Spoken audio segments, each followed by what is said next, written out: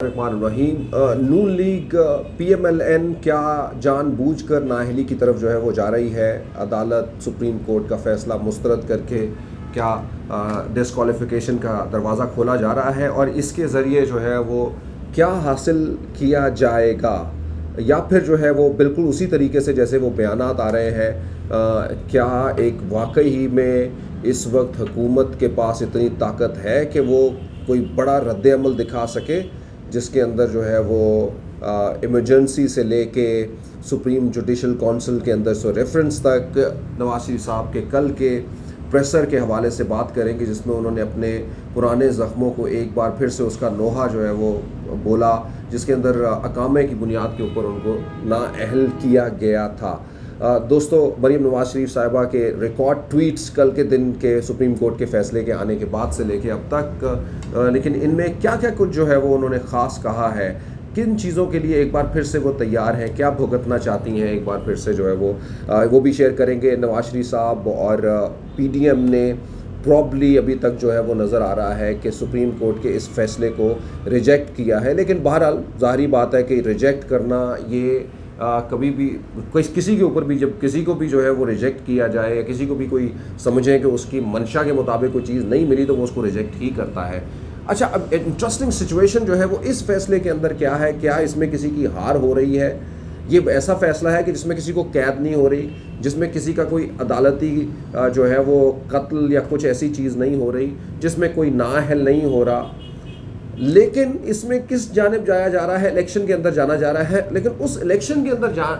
जाने के अंदर भी जो है वो अपनी हार कौन तस्वर कर रहा है? दोस्तों, आज के इस वीलॉग के अंदर हम इन सब सवालों के ऊपर से पर्दा उठाएंगे। हमारे साथ रहने का बहुत बहुत शुक्रिया। मैं हूं जहां ज़ेबी। आप इस चैनल को सब्सक्राइब कीजिए और बेल आइकन को ज़रूर क्लिक कीजिएगा। दोस्तों, सुप्रीम कोर्ट का कल का फैसला आया। सुप्रीम कोर्ट का फैसला भी बहुत धीरे धीरे आया। सुप्रीम कोर्ट के ऊपर जो है वो पहले कुछ मुख्तलिफ आरा जो है वो चल रही थी, यहाँ तक कि जो कैंप जिनको ये इस फैसले से जो है वो इलेक्शन मिला है, वो लोग भी ये कर रहे थे कि शायद सुप्रीम कोर्ट का फैसला जो है वो जो पहले आने वाले फैसले हैं वो कोई ज़्यादा स्ट्रॉन्ग नहीं थे,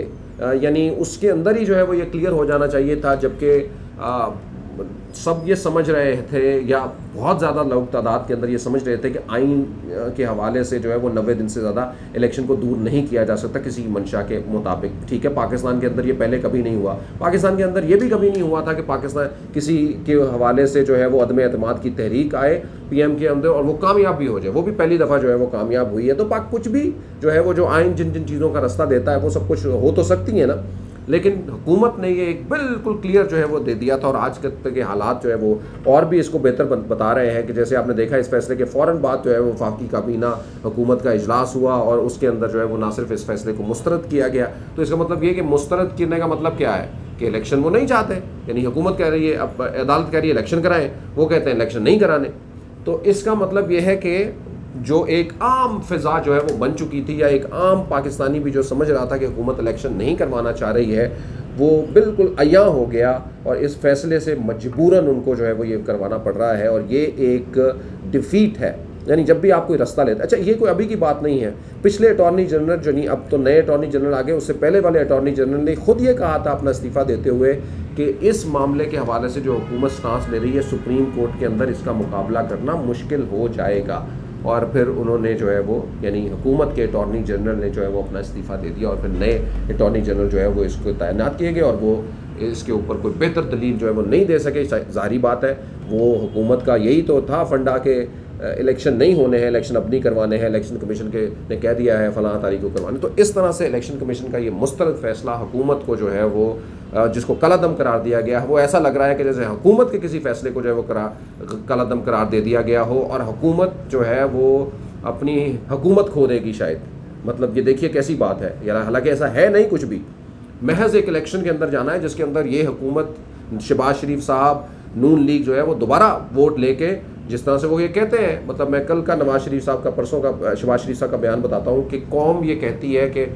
फुल कोर्ट बनाया जाए। तो मैंने उसके ऊपर यही तजिया किया था कि जो कौम आपकी है और आप ये समझते हैं कि वो इतनी बड़ी कौम है, तो फिर उस कौम के लिए इलेक्शन में जाना तो और आसान है कि आप भले छोटा कोर्ट बनाएं या फिर बड़ा कोर्ट बनाएं। जब आप एक दफ़ा बड़े मैंडेट के साथ इलेक्शन के अंदर अगर आ जाएंगे, अब अकेले छोड़ें, आप तो ज़्यादा पार्टियां हैं, आपके हाथ एक दो नहीं बल्कि 12-13 हाथ जो है वो आपके साथ है, तो फिर वो सबके साथ जो है वो मिल के जो है बहुत अच्छे तरीके से जो है वो नई हुकूमत जो है वो बना सकते हैं, अगर आप ये समझते हैं कि कौम वो जिसके बारे में आप कह रहे हैं वो आपके साथ उसी तरह से खड़ी है। तो दोस्तों, बहरहाल जी, इसके बिल्कुल उलट जो है वो अब नुकसान यही है कि क्योंकि ये सुप्रीम कोर्ट का फैसला आया है और उस फैसले के ज़रिए जो है वो आने वाले दिनों में एज तज्जिया निगार मैं तो ये देखता हूँ कि सारी जमातें PDM की लूज़ करेंगी,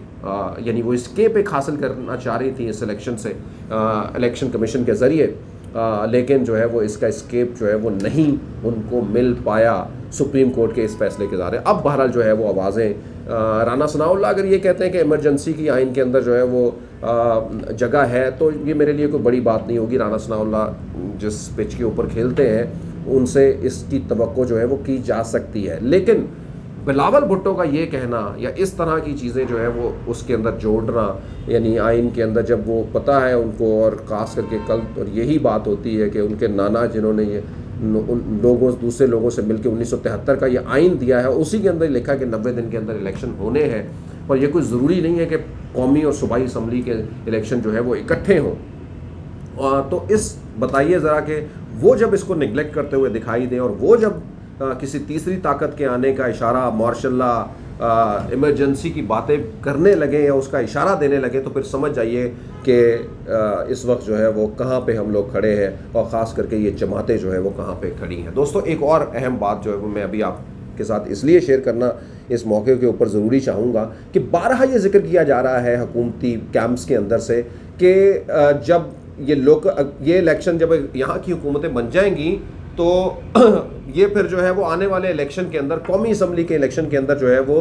किरदार अदा करेंगी, यानी उस वक्त जो है वो इंडिपेंडेंट गवर्नमेंट्स नहीं होंगी, तो इसीलिए जो है इकट्ठे इलेक्शन कराए जाए। पहले नंबर 1 तो ये कि ये सब कुछ करना है तो आइन को चेंज करें, क्योंकि आइन ने ये दिया हुआ है और दुनिया भर के अंदर ये सब कुछ होता है। अपने निज़ाम और इदारों को आप बेहतर करते ताकि आपको ये सवाल जो है वो उठाने ना पड़ते। दूसरा सवाल मेरा, एक सवाल ये, दूसरा सवाल मेरा ये उठता है कि भाई आप आज की हुकूमत के अंदर आप बैठे हुए हैं और ये अगर कल को इलेक्शन होते तो इसका मतलब आप भी तो असरअंदाज होंगे ना इन सब चीज़ों के ऊपर। तो इसका मतलब है कि आप सवालिया निशान कैसे खड़ा करते हैं। आप खुद इस वक्त एक ताकतवर हुकूमत के अंदर है, जो यहाँ पे पंजाब के अंदर एक केयर टेकर गवर्नमेंट आने के बावजूद जो है वो समझा ये जा रहा है, या दूसरी अपोजिशन की जमात PTI ये क्लेम कर रही है कि हमारे लोगों को उठाने से लेके उनकी आवाज़ बंदी से लेके सब वो काम किए जा रहे हैं कि जो एक हुकूमत से भी आगे के जो है वो अहकामात है। तो इसका मतलब है आपके पास तो कार्ड्स हैं अभी भी इस हाथों के अंदर। तो I want to reject this, कम अज़ कम ये इस क्लेम को कि जी जब कल को जो है वो कौमी असम्बली के इलेक्शन होंगे तो फिर ये जो है वो दूसरी जमातें भी जो है वो इसमें अपना किरदार अदा करेंगी या उसके ऊपर वो प्रेशर डाल सकेंगी या उससे जो है वो बाइसनेस नहीं होगी। तीसरा एक और सवाल भी मेरा उठता है, आपने पहले से ही अपनी हार तस्लीम कर ली है, यानी पहले से हार ये तस्लीम कर ली, यानी आज आप ये मान रहे हैं कि आपकी हुकूमत नहीं बन पाएगी। भाई फ़र्ज़ करें आप ही की हुकूमत बन जाती है पंजाब के अंदर फिर से, तो फिर तो आपको मसला ही कोई नहीं है, या इसका मतलब है कि आप अगले इलेक्शन में जाएंगे तो आप ही को फ़ायदा होगा ना, अगर आप ये क्लेम करते हैं कि अगर हुकूमत यहाँ बन गई तो वो आने वाले दिनों के अंदर जो है वो कौमी हुकूमत में बनते हैं, कौमी असम्बली के इलेक्शन में उन दूसरी जमात को फ़ायदा होगा इस हवाले से। तो दोस्तों, ये सारी वो बातें हैं। बहरहाल काफ़ी क्रिटिकल सिचुएशन इसलिए है कि इस वक्त आइन जहाँ पे सब जगह पे क्लैशेस चल रहे हैं, तो वहाँ पे इदारों के दरमियान भी जो है वो ये क्लैशेस जो है वो उनके अंदर से आवाज़ें जो है वो उठ रही हैं या उठवाई जा रही हैं, मतलब सियासी जो है वो उनको किया जा रहा है, और उन इख्तलाफात की बातों को भी जो है वो अब जोड़ जोड़ के सियासी रहनुमा जो है वो अपने प्लेटफॉर्म्स के ऊपर जो है वो उसको आगे प्रोवोक कर रहे हैं, जिससे ऐसा लग रहा है कि अब ये कि रिप्रेजेंटेशन जो है वो बनी हुई है, कोई किसी की रिप्रेजेंटेशन, कोई किसी की रिप्रेजेंटेशन। चीफ जस्टिस के बेंच बनाने के हवाले से बहुत सारे लोगों के ऊपर सवालात उठ रहे हैं, बट अगेन पुरानी बात, लेकिन एक बार फिर से यही वो बेंच, इन्हीं साहब ने जो है वो चीफ जस्टिस साहब ने जो है वो एक अपना खुद नोटिस लेके इमरान खान की हुकूमत को जो है वो चलता किया था। इसी तरह का वो सो मोटो था, एक आज और भी सो मोटो आया है जिसके अंदर जो है वो किसी को चलता नहीं किया, शहबाज शरीफ साहब को उनकी कुर्सी से नहीं उतारा, नाअहल नहीं किया, किसी और को जेलर ब्लॉक में नहीं जो है वो डाला, सिर्फ ये बोला है कि इलेक्शन करवाएं, और इलेक्शन की डेट जो है वो ये है। आइन की किताबों के अंदर देख भी लीजिएगा, सर्च भी कर लीजिएगा क्या ऐसा है या फिर नहीं है कि जब भी सूबों के अंदर इलेक्शन होने हैं तो 90 दिन से ज़्यादा नहीं होने उससे पहले करवाए जा रहे हैं। बहरहाल ये इलेक्शन का ये वक्त आ गया है। मरीम नवाज शरीफ साहब बहुत तेज़ खेल रही हैं, यकीनन जो है वो ऐसा होना तो था, एक्सपेक्टेशन जो है वो लग रही थी, माहिरीन ने भी उनको ये कहा हुआ था। एक तरफ तो इमरान खान का वो जो एक स्टेप है जो उनके अपने लोग भी मुखालिफ उनके हो गए थे कि उनको हुकूमत नहीं छोड़नी चाहिए, आज वो कामयाब हो गया है। इस हवाले से इमरान खान भी कामयाब हो गए, तो इमरान खान की चाल जो है काफ़ी स्ट्रॉग है। तो दूसरी जानिब मरीम नवाज शरीफ साहबा ये कह रही हैं कि हमने पहले भी जो है वो बहुत कुछ झीला है, एक बार फिर से जो है वो नाअहली झील लेंगे। यानी वो लोग जब ये क्लेम कर रहे हैं कि शायद ये एक मंसूबा है कि क्योंकि बहुत पॉपुलैरिटी खो चुके हैं, अब किस तरह से सिंपैथी जो है वो हासिल करें, यानी इस काम को माने ना और फिर एक बार फिर से जो है वो जिस तरह से यूसुफ रज़ा गिलानी को ख़त ना लिखने के ऊपर जो है वो डिसक्वालीफाई किया गया था, इसी तरह शहबाज शरीफ साहब को जो है वो सुप्रीम कोर्ट डिसक्वालीफाई करे और फिर उस डिसक्वालीफिकेशन को लेकर के अगले इलेक्शन के अंदर जो है वो जाया जाए। और ये जो है वो सारा मंसूबा जो है वो देखा जा रहा है। लेकिन इसके ऊपर मैं एक नया व्लॉग लेके आऊँगा और आपको बताऊँगा कि एक्चुअली इसके पीछे है क्या। दोस्तों देखते रहिए, सुनते रहिए, पाकिस्तान के लिए बेहतर सोचते रहिए।